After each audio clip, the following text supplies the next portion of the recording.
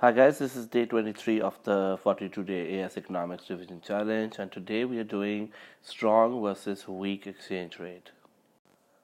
When we say a country's currency is becoming strong, this means that the exchange rate of that country is going up. And the exchange rate going up means that, for example, previously if pound was £1 is equal to $2, now pound is £1 is equal to $4. Well, now what's the impact of this pound becoming stronger on the prices of exports and imports? We say this, that if the pound is becoming stronger, then the exports of that country are becoming stronger and imports will be becoming cheaper. I want to explain this concept quickly again. Well, look at this. If £1 is equal to $2 was the previous exchange rate, now pound becoming stronger means that if I am looking at exporting, same pound can give me $4 worth of good, which was previously giving me $2 worth of good. So I can get more US goods now because pound can buy me much more. So exports are becoming imports are becoming cheaper. So from a perspective of dollar pound buying US goods, that ability is going to go up. So imports will become cheaper. At the same time, when pound becomes stronger, if a US citizen was paying $2 for £1 worth of good, now he has to pay $4 for £1 worth of good. So exports will become expensive and imports will become cheaper. I want to now talk about the possible sort of advantages of strong currency, or what we say exchange rate going up or high exchange rate. The first advantage of exchange rate becoming stronger is basically the downward pressure on inflation. When there is strong exchange rate, there will be lower demand pull and cost push inflation. So when the exchange rate goes up, we are saying your inflation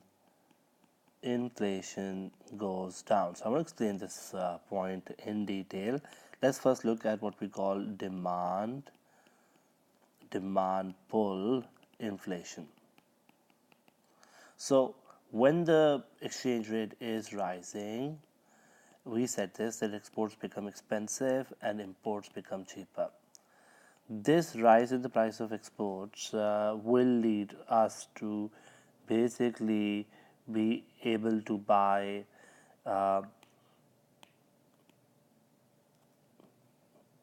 less exports. So demand for exports should fall, and at the same time demand for imports should go up. Why? Because exports are becoming expensive and imports are becoming cheaper. When exports become expensive and people are buying less exports, and if they are elastic in nature, I'm assuming goods are elastic, so export expenditure will fall and import expenditure will rise. And that means that X minus M goes down. X minus M goes down means AD, which is equal to C plus I plus C plus X minus M, AD falls. And a fall in AD means lower price level, and I'm going to show that in a diagram, causing basically lower demand pull inflation. How do we see that in a diagram? So our diagram that we're going to draw is the one of ADAS framework. On my y-axis, I'm going to write the price level. On my x-axis, I have real GDP. And we are saying this, that if this was my AD naught and AS naught, well, let's say right now the price level is P naught, right? With the sort of rise in exchange rate, X minus M falls, causing AD to fall. So AD falls to, for example, AD1, and therefore there will be a lower price level. So that's where we'll say that there will be a lower demand pull inflation because of stronger exchange rate. But then there is also what we call lower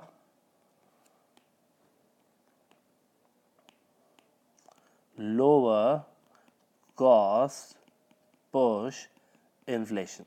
Let's explain how there will be lower cost push inflation. So if there is a strong exchange rate, we also know there's, as we discussed earlier, a high exchange rate means imports will become cheaper. And if imports are becoming cheaper, and if key inputs like oil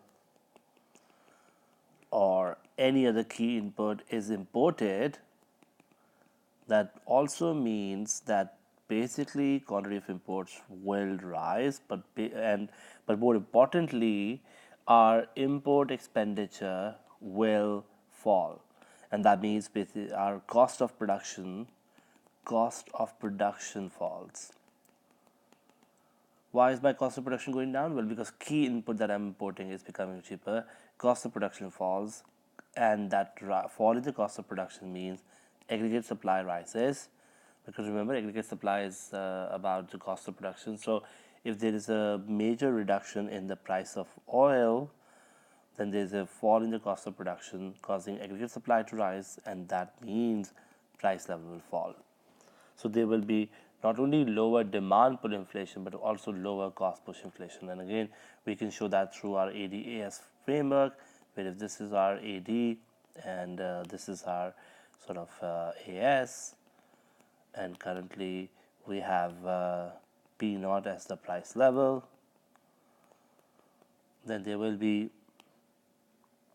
a rise in aggregate supply as oil becomes cheaper or key inputs become cheaper due to strong exchange rate, and therefore not only GDP rises but also your price level falls. So there is a lower what we call cost push inflation in this country. Let me write this: lower cost push inflation. So the one advantage countries with strong exchange have is basically they have lower demand pull and lower cost push inflation. The second advantage of our strong exchange rate is this, that we say more imports can be bought. Why is more imports being an advantage? Well, we say that if more imports can be bought, this basically means there will be a higher standard of living as people can buy more imports, and that basically will be good for the economy as the welfare of the economy rises. People are able to buy better phones, better cars, better sort of food items, and so on and so forth. And we say that imports become cheaper is actually good news for a country which can import any high quality good for a low price now. The third advantage that we want to point out is basically that domestic producers may improve their efficiency. And the reason why domestic producers will improve their efficiency is simply the idea that exports are becoming expensive, so exporter will try to be as efficient as possible. When exports are becoming expensive due to exchange rate going up, I as a producer can become more competitive by lowering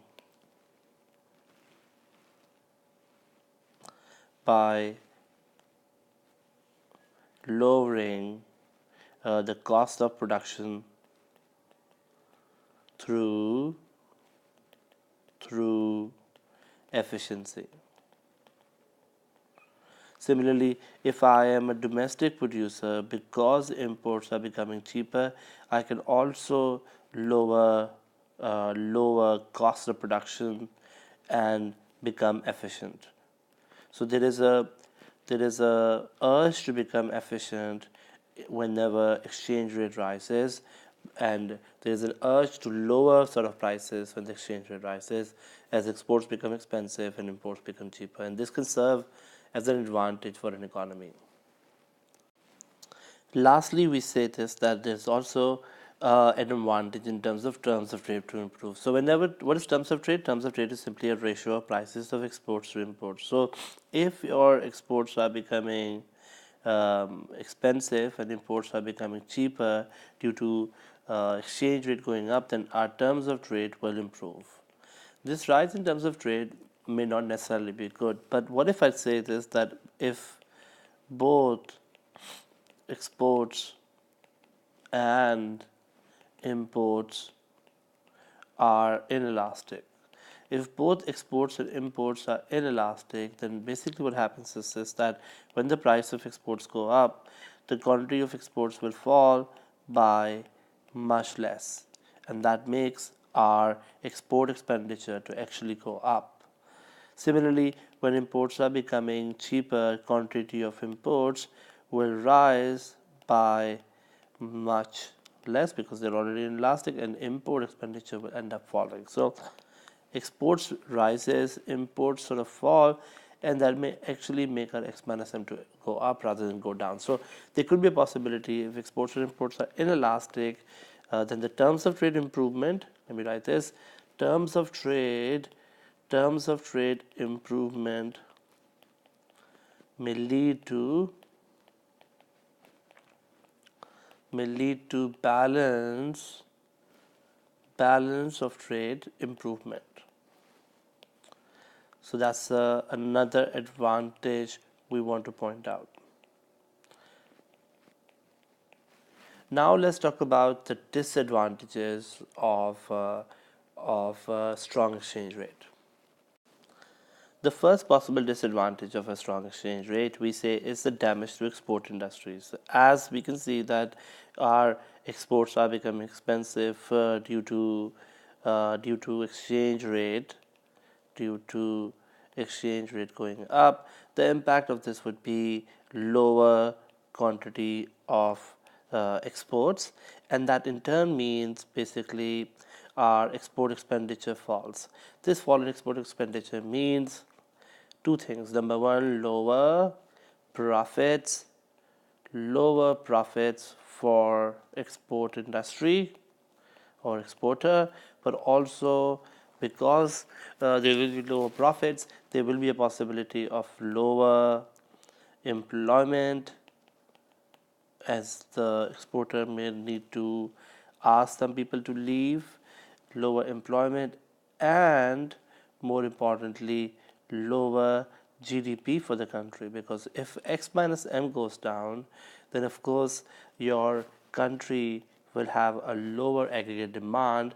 That is not good for the country because GDP will fall. So if I go back to the diagram we made, if you go back to this diagram we made, if you look closer, that when your X minus M is going down, there is AD falling but also GDP falling. So the GDP fall means that not only our inflation falls, but that also has an impact in terms of lower GDP and therefore lower employment levels for the country. So the export industry will significantly take a hit of a strong exchange rate if they do not have, let me write this is an important sentence, if they do not have inelastic demand. Because if they have inelastic demand, then export expenditure may go up. But right now I'm assuming export expenditure will fall because demand for the goods is elastic.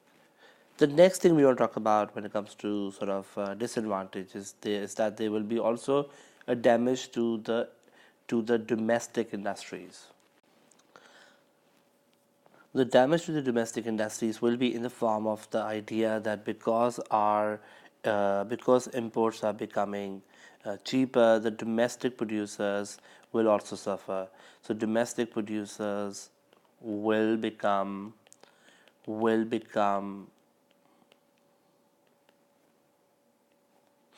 uncompetitive, and that results in them to, unless they don't lower their prices, that results in them to have lower demand, leading to sort of lower profits, and therefore lower output. The impact of this all in terms of your your employment and in terms of GDP will be.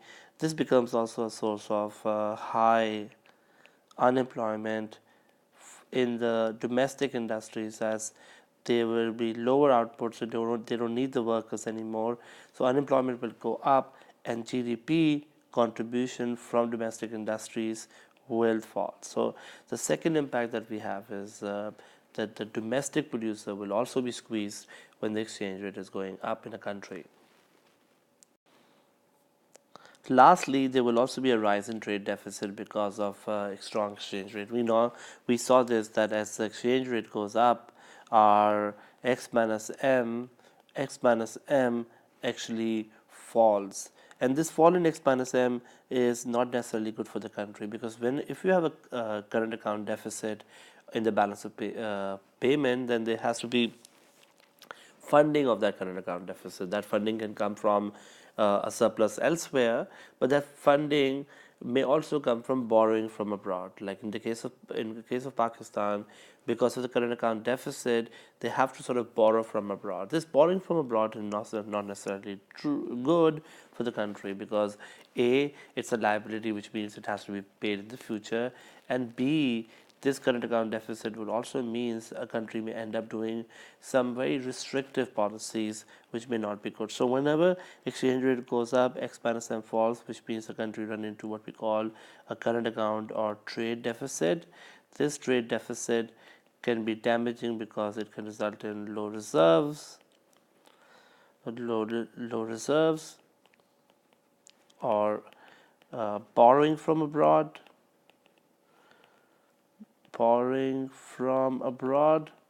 and sometimes restrictive fiscal and monetary policy. Now we will talk about this fiscal and monetary policy being restrictive as a disadvantage in a later discussion, but the idea is this, that when you have contractionary or restrictive fiscal and monetary policy, our AD falls, which basically leads to also further fall in GDP and a further sort of rise in unemployment.